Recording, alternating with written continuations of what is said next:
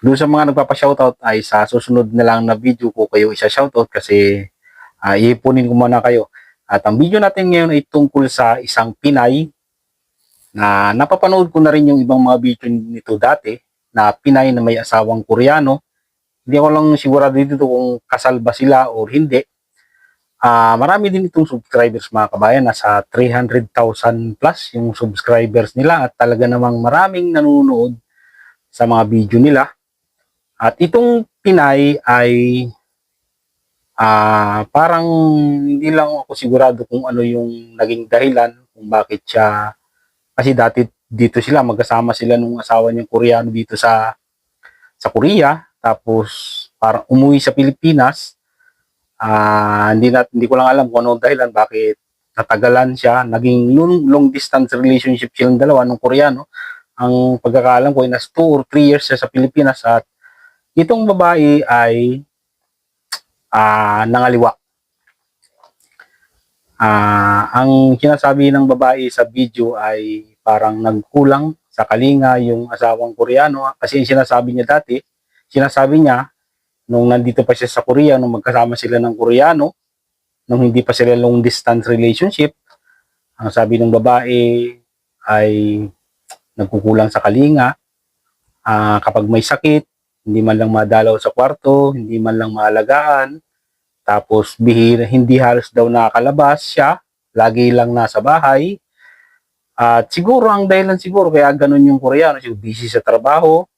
Pero ang nakikita ko sa ibang mga vlog nila dati, nagba-vlog sila, kumakain sila lagi, nagiinom, kasama yung kapatid ng Koreano, yung lalaki rin.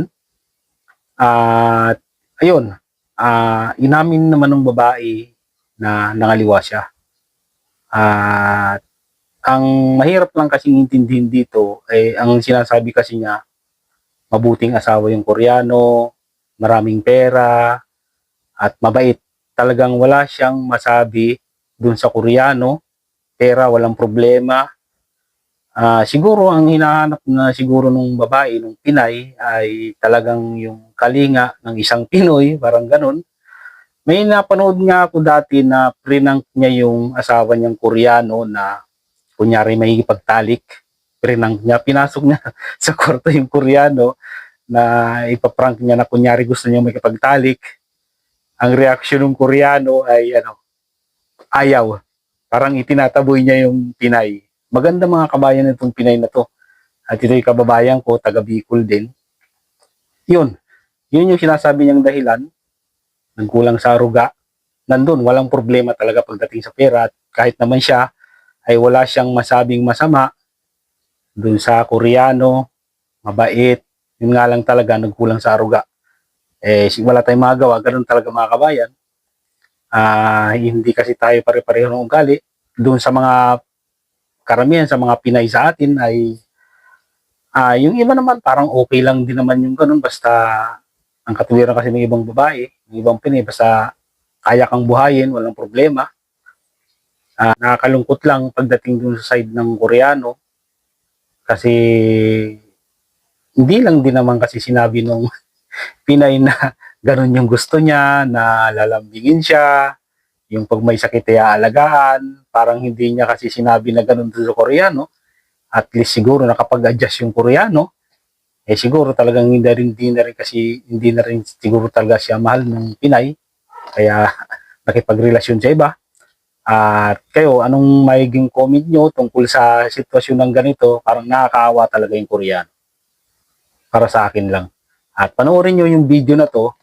Para sa akin, valid ang reason nyo lahat kasi naging bahagi kayo ng journey namin ni Park sa YouTube na sasabi nyo talaga na mabait si Park. At yes, aaminin ko sobrang bait talaga ni Park. Super good na asawa ni Park pagdating sa financial. Kaso nga lang ako, nakikita nyo naman siguro sa mga vlog ko na may pagkakaiba talaga ang mga foreigner, ang Korean, husband or lalaki ba, mga kalalakihan kaysa sa Pinoy. Ako siguro umabot sa point na parang hindi ko na-feel ang my partner sa life. Yes, financially. Ayoko magsalita ng bad comment kay Park kasi hindi niya deserve. Hindi niya ako deserve. nag-cheat po ako kay Park. Pero itong partner ko ngayon ay hindi siya ang reason. Parang nag-cheat, nagkaalaman, nagkabulgaran. Tapos, ang ginawa ko, naghiwalay kami ng taong yun. Estudyante. Tsaka naman dumating itong new partner ko. Actually, wala siya sa kwento. Matagal na kaming may problema ni Park. Hindi lang namin inaamin sa inyo. Year 2022, na link ako sa isang police. Hirap. And then, ayun na. Parang dumating pa nga sa point, guys, na pinaglaban ko. Alam ko yan, March 25, 2023. 2023, pinaglaban ko pa ang lalaking yon. Dahil nga, kina mama, nag-open up ako ng salubin ko sa family ko, na lahat sila nandun, hanggang sa dumating ang point na ang topic namin doon ay ako ang sinisisi sa pagkamatay ni Papa. And then, sa sobrang galit nila, inopen up nila sa akin ang about sa guy. And sa akin naman talaga, nag-open up din ako ng buong puso ko ng buong puso ko. Umiyak ako, parang inopen up ko lahat sa family ko na bakit hindi nila ako naiintindihan. Sa panahon na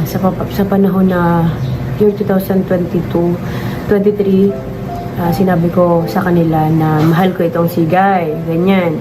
Tapos, sabi ko, oo, sobrang bait ni Park, sobrang bait talaga. Super, wala akong masabi, super. Kung sa mga mahilig sa K-drama, masasabi nyo talaga na perfect husband. Sa TV, sa mga telenovela, yes. Kasi madatong, etc. Kaso naman, ako talaga naghahanap ako ng isang kalinga ng isang asawa. Kasi ever since, never ko mang maranasan na itrato ng tama ng isang asawa. Yes, napapanood nyo sa mga vlog namin na okay, sa Korea okay, pero sa mga solid na subscriber ko talaga na alam nyo na 2 kwarto kami ever since na pinanganak ko si Juno, never na kami nagtatabi. At saka about sa intimate na bagay, parang nagkikita lang kami every time na hapagkainan, and then pag may intimate scene, dun lang kami nagkakasundo. Yung parang okay, kikita tayo mata sa mata. Kasi na-addict before si Park sa game, online game. Isa din yan sa dahilan. Kaya tayo hirap. Pero di ko lang alam, di ko lang talaga alam kung may makakaintindi sa akin. Pero ayan, sinabi ko na, maluoy ka mo. Kung sa Bisaya, maluoy ka mo. Di ko na palangga si Park. Dili ko na palangga si Park. Parang ako nakakulong. Sabi ko, parang ako nakakulong for how many years? Totoo yan. Sabi ko, hindi ko lang mabitaw-bitawan si Park. Dahil nga aside sa may bata kami, may baby kami, parang hindi ko mabitaw-bitawan si Park dahil nga yun ang gusto ng family ko. So, may asawa ako dahil yun ang gusto ng family ko. Pero sa sarili ko, bakit ganun na? Hindi ko man lang ma-feel na may asawa. Na pag may sakit ako, hindi ko ma-feel na alagaan ako. Oh yes, kung nagkakasakit ako sa Korea, sasabihin niya lang, take your medicine. Pero yung sabi na, dadalawin ka sa kwarto, aalagaan ka, papainimin, dadalhan ng gamot, kahit may sakit ka, kaya niyang alagaan si Juno. Kaso, never. Hindi ko lang talaga maipagtanggol ang sarili ko kasi hindi niyo man ako nakakasama sa isang bahay. Hindi niyo alam ang nangyayari. Kung alam niyo lang na masama ang nag-cheat, yes, tatanggapin ko yan. Pero nag-cheat ako. Ako ang unang nag-cheat. Walang ginawang mali si Park.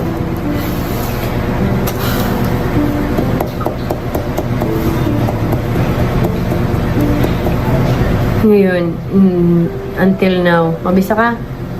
Mabisa ka? Hindi, nagka-vlog ako.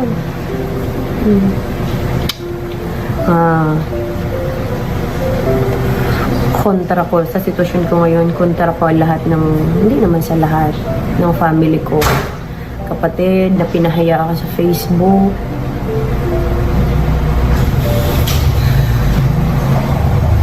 Tanggap ko yun.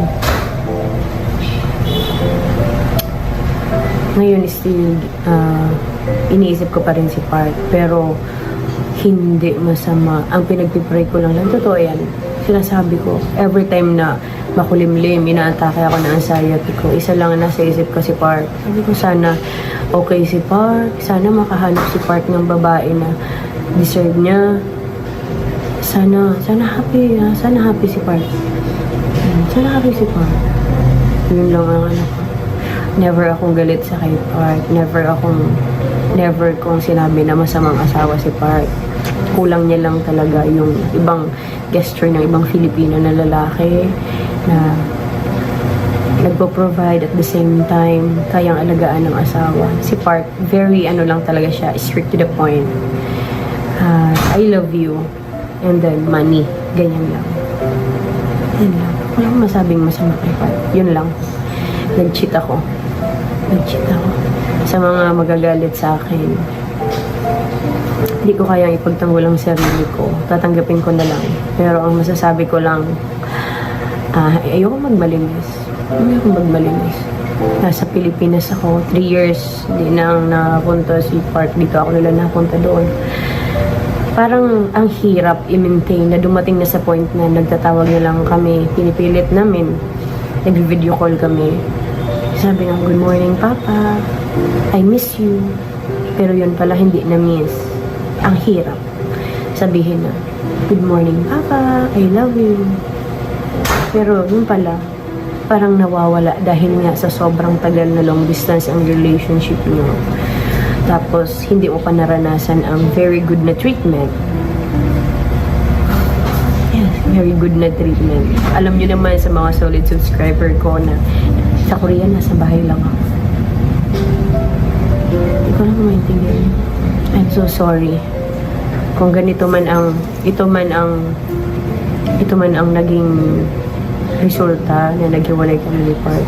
Hindi ko pinagsisisihan. Alam nyo, nung nagkaalaman na, hiwalay na, huminga ako ng malalim at ang sinabi ko, yes, thank you Lord. Parang nakahinga ako sa maluwag. Nasabi ko ba hindi na ako nakakulong. Dapat kung maintindihan nyo ako. Hindi ko alam. Sa mga nag-judge, okay lang. Judge all you want. Mahirap magkwento sa side mo kaysa sa kwento ninda. Kwento ninda ito eh. Kwento nila yon. So sila ang bida. Sila paninira. Go. Yun lang. Mahirap magkwento. Daramdam nyo man siguro nahihirapan ako magkwento. Pero deserve nyo po malaman lahat. That's all. Thank you. Sa mga mag-unsubscribe dahil nagalit kayo sa akin, okay lang. At isipin nyo sabi niya, pinanganak daw yung anak nila ng Koreano ay, simula nung pinanganak yung bata, ay magkahiwalay na sila ng kwarto. Parang ano nga naman yun, parang ang hirap din naman talaga ng ganun. Kahit sabi mo ako, asawa ko magkaiba kayo ng kwarto, parang ang pangit talaga ng